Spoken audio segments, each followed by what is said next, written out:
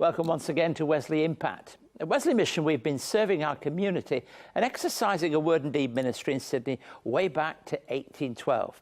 And over that time, our work has expanded or reduced at times to coincide with the needs of our city and state at different times. Today, we look at different ways financial stress can impact on individuals and families, and how those stresses have changed over the past 4 years. Elizabeth Scott will join us with a song that offers praises to God, and we'll see how Wesley Mission's care has helped one family to avoid being homeless. But first, Chris England. Chris is the General Manager of Wesley Mission's Health and Community Work, and he's got responsibility for the work that Wesley Mission is doing in terms of responding to the challenge of financial stress and how we try to help people. Welcome, Chris. Thank you. Chris, it's your second time at Wesley Mission because you did work for us for a number of years in the area of employment services. But tell us about your present role. So present role, Keith, I'm a General Manager at Wesley Mission. And the range of work that we do in my area covers a lot of the help for people who are vulnerable and marginalised in our community. We have services for those who could need support with gambling, for instance. People who are homeless. There's a wide range of different services and buildings and houses that we provide for people that are homeless. Work for people in Newcastle and regional New South Wales is a growing area of our work as well. And there's particular areas of need throughout New South Wales, as you'd be aware. And hospitals come under that portfolio too? Yes, there's a few hospitals in the Sydney area where we're helping people with eating disorders is a big issue. And also there's quite an ice epidemic in our community, and we have a number of people who are ice users that are in our hospitals at any time. And the old chestnut, the thing that keeps coming back is alcohol, isn't it? Yes, yes. A specialist drug and alcohol addictions unit with some excellent doctors and nursing staff there. Always full, that unit. So there's no challenges in that job then, really? No, none at all, really. But wonderful work. Tell us about some of the challenges then. A lot of the challenges come down to just the way that society responds to changing circumstances. As the economy shrinks, as housing gets tighter and tighter, as mental health challenges strangely just keep growing and growing. The demand on our services changes, and we need to keep responding to those changes. We don't always see them before they happen. Sometimes it's quite reactive, but our team needs to be very flexible. Like all our senior team, the Christian faith is important to you. Yes. How important is the concept of word and deed to you? Look, it's just such a special part of Wesley Mission. At Wesley Mission, I get to have my faith and express it, and have that a fundamental component of the work that we do and the decisions that we make. I often reflect with my team just how unique a privilege it is to be able to look at challenges that face us and say, first of all, what is the right thing to do here? And then to have the flexibility to try and actually do the right thing as opposed to the normal constraints in a commercial organisation or organisation that doesn't have the word underpinning of our work. And does that mean that when you've got to, because you've always got to work within financial constraints, yes, that you come at that something a little differently, how you tackle it? A little differently. One of the gifts, if you can call them that I bring my team is a real strong financial awareness. But I try to carry that lightly for the team. The people that are working with me at Wesley are often at Wesley because of their great heart for people that are vulnerable and marginalised. And I can give them a framework in which they do that work, and they do that work wonderfully well and do it in a way that's sustainable. Well, we're going to talk a little bit further, Chris, in a moment. In a few moments, we're going to be looking at that report on financial stress with Chris a little bit deeper. Elizabeth Scott is an emerging singer and songwriter whose first priority is to express her faith and her praise to God. Today, she's going to perform an original song called Praise Your Name.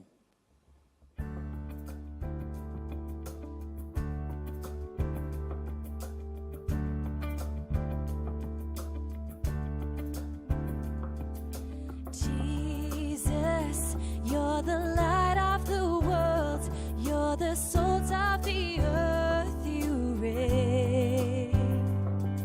Savior, you are perfect in peace, worthy of never-ending praise. You are awesome in strength, generous in love, let the whole earth declare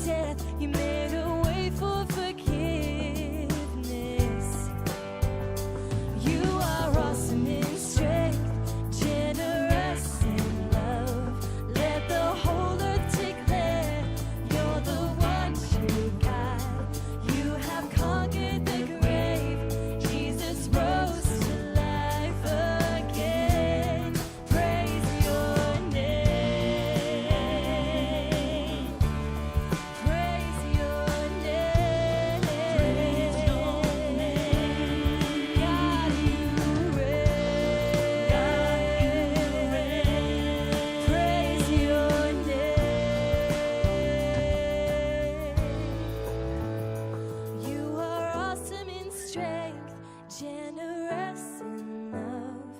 Let the whole earth declare you're the one true God. You have conquered the grave. Jesus rose to life again. Praise your name. Praise your name.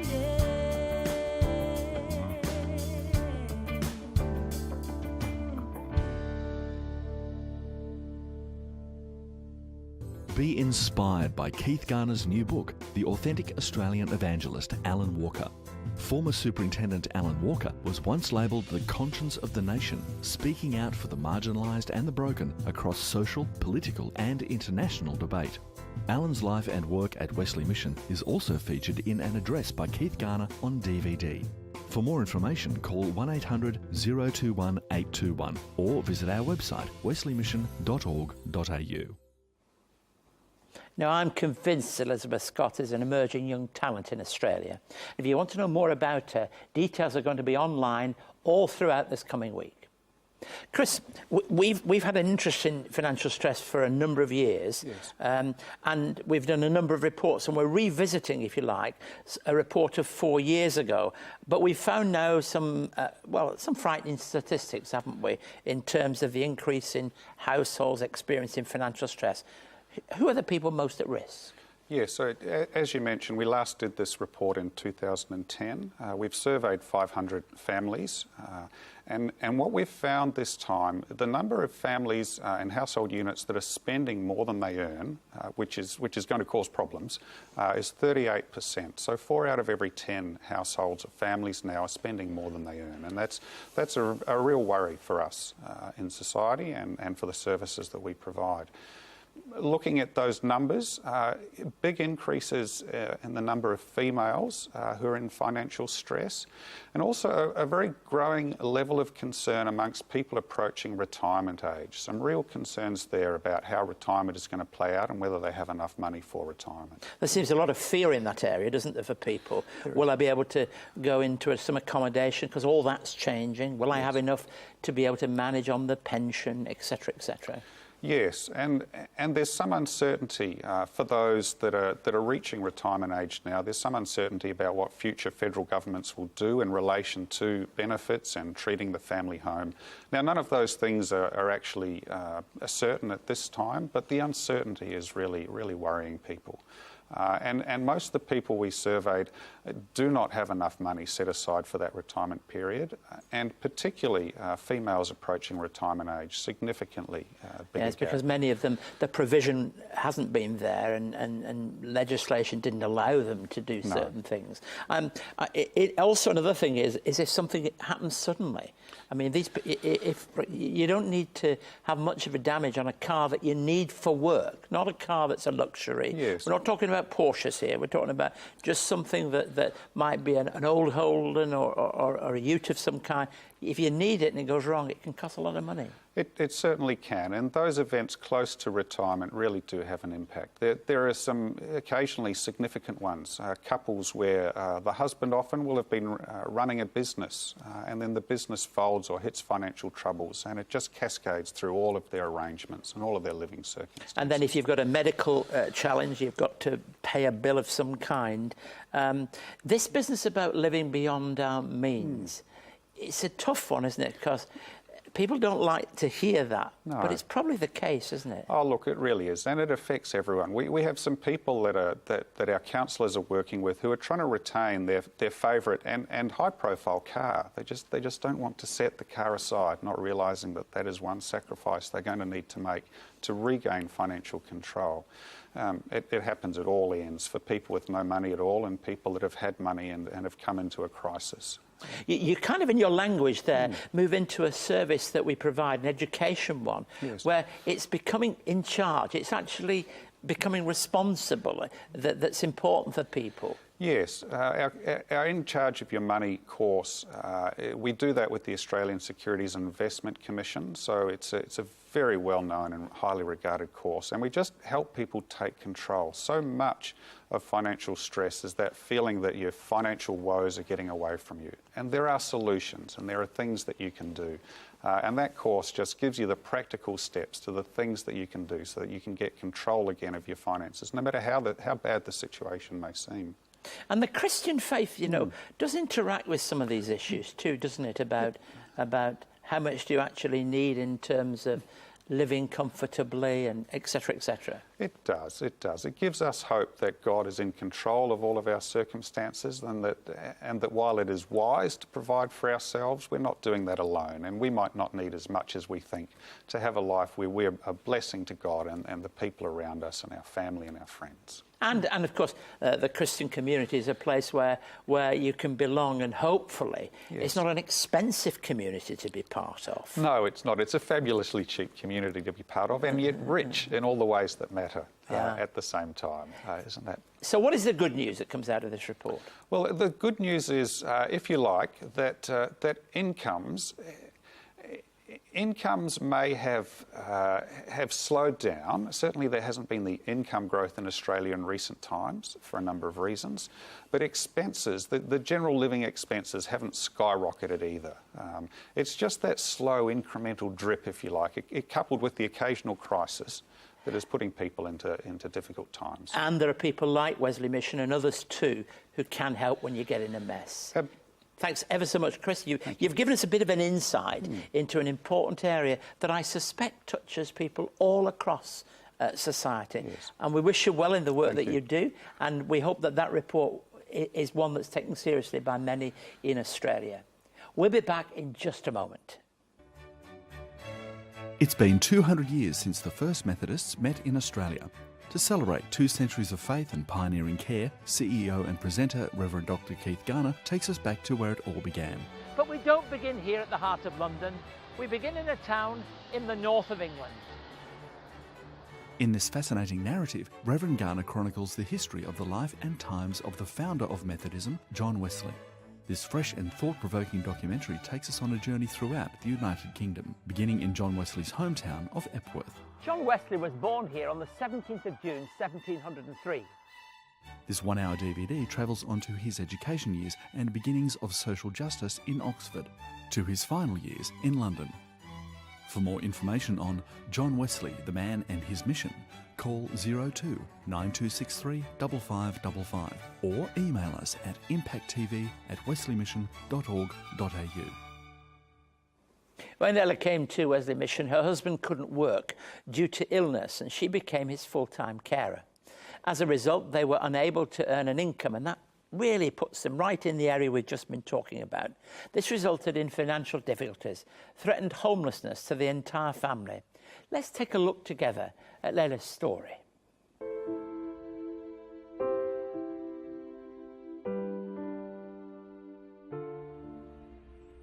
Hi, my name is Layla Wolf and this is my story. When we first arrived in Australia, I never thought in my life that, one day we will have no place to live. In 2011, we were running out of our lease. At the time, the landlord was wanting extras on top of what we were paying. We've been in that place for 5 years.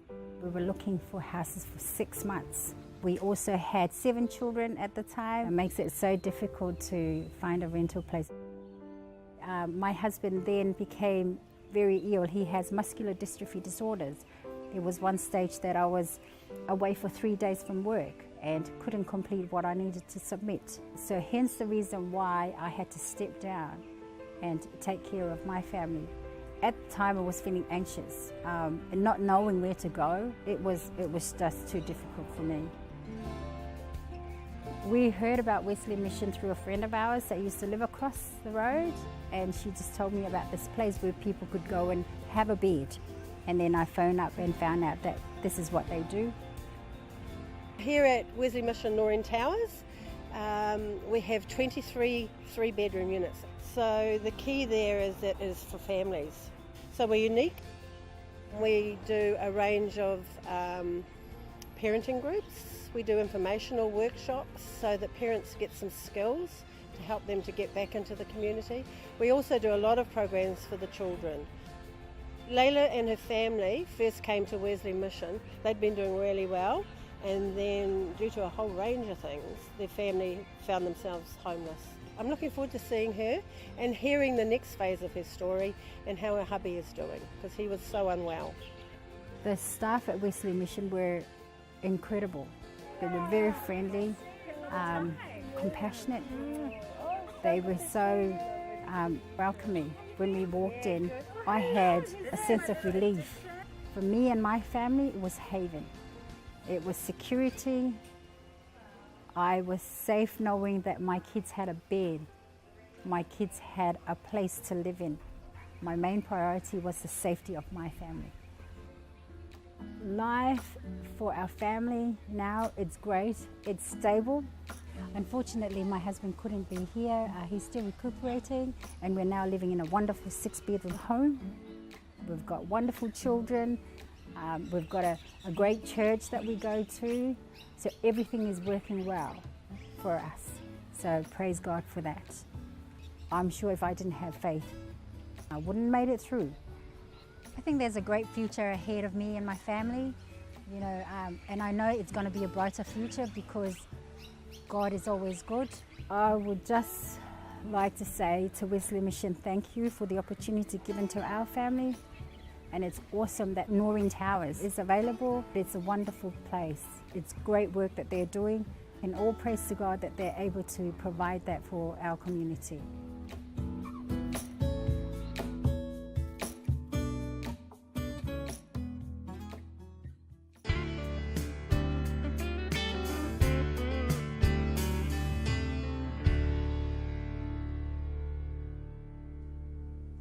Now, Wesley Mission has always had to raise its voice in the public arena on a whole range of different areas.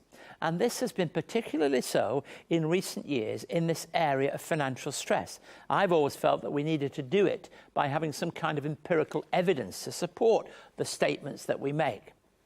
And we take our lead from Jesus, who right from the outset of his ministry might have been considered by some people to be a controversial figure because of the things he said and the things that he did. This caused people to see Jesus through the lens of their own prejudice. And bearing that in mind, I want to read to you some words from an early section in Mark's Gospel. Mark's Gospel is a fascinating gospel. It has a rapidity of movement and action, and it has something of the building tension that exists as Jesus' ministry begins. So I'm reading from Mark chapter 3 and reading verses 7 through to 12. Jesus withdrew with his disciples to the lake, and a large crowd from Galilee followed. When they heard about all he was doing, many people came to him from Judea, Jerusalem, Idumea, and the regions across the Jordan and around Tyre and Sidon. Because of the crowd, he told his disciples to have a small boat ready for him, to keep the people from crowding him. For he had healed many, so that those with diseases were pushing forward to touch him. Whenever the impure spirits saw him, they fell down before him and cried out, "You are the Son of God." But he gave them strict orders not to tell others about him. This is a lovely cameo in the gospel of Jesus moving away from where the crowds were so that in fact he could be alone. But the truth is that the large crowds followed Jesus everywhere around the Galilee, through the fields, across to the other side of the lake.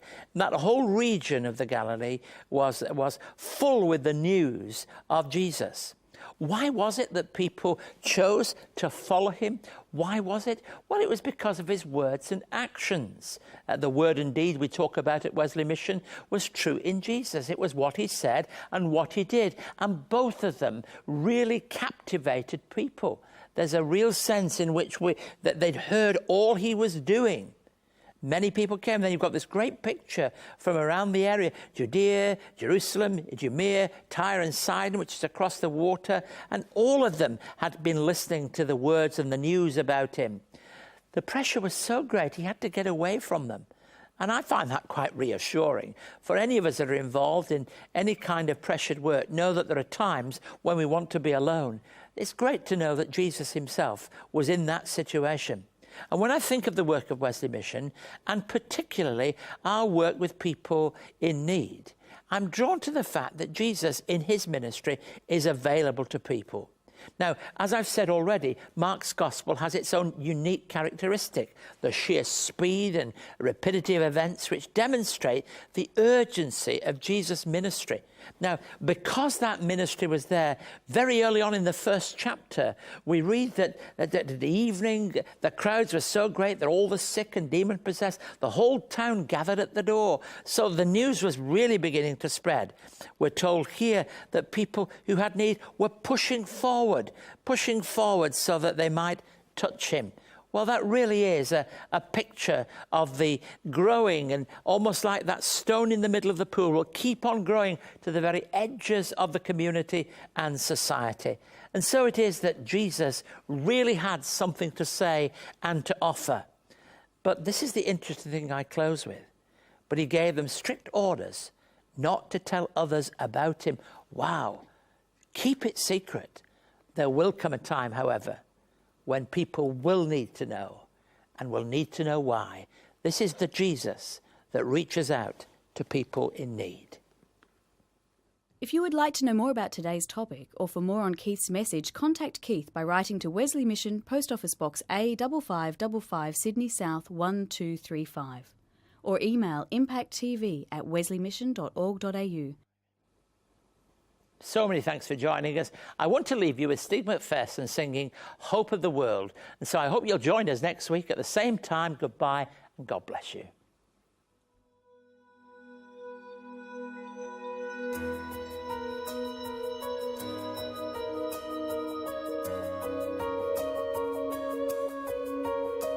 For the love poured out, the price of freedom. Let the whole earth sing, hear the praises rising. We stand in awe of what you've done for us. At the cross, the hope of the world, lifted on high, calling us home with arms out wide, to know you forever, to love you forever. You were our everything. Our sin erased, we're forgiven.